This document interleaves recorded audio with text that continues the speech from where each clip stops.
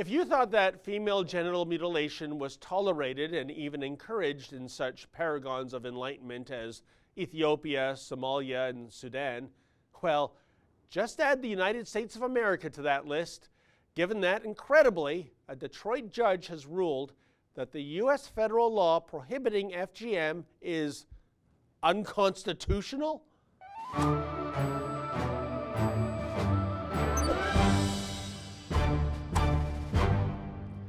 What an appalling story to come out of the Motor City by way of the Detroit Free Press.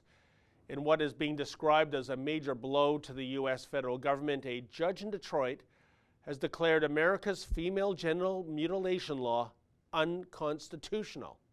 Yeah, apparently FGM is as American as the 4th of July and Mum's apple pie, I suppose.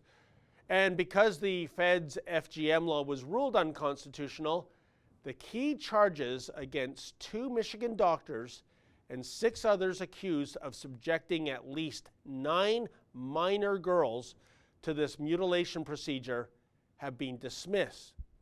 The details are stomach-churning, made all the more chilling that some of the victims were as young as 7. At face value, the case looked like a slam dunk for the prosecution, given the evidence and the testimony. But then U.S. District Judge Bernard Friedman concluded that Congress did not have the authority to pass the 22-year-old federal law that criminalizes FGM, noting that FGM is an issue for the individual states to regulate. So even though FGM is banned worldwide and it has been outlawed in more than 30 countries, somehow this judge found a technicality to dismiss the U.S. law in the Constitution itself, as if the Founding Fathers would have agreed that the genitals of future American women should be sliced and diced in the name of diversity. But in his 28-page opinion, Judge Friedman noted, quote, Congress overstepped its bounds by legislating to prohibit FGM. FGM is a local criminal activity which, in keeping with long-standing tradition and our federal system of government, is for the states to regulate, not Congress, end quote. While 27 states have laws that criminalize FGM, including Michigan, which has an FGM law that's actually stiffer than the federal statute, Michigan's FGM law was passed last year. And here's the rub, folks, the defendants in this case cannot be retroactively charged under the new law.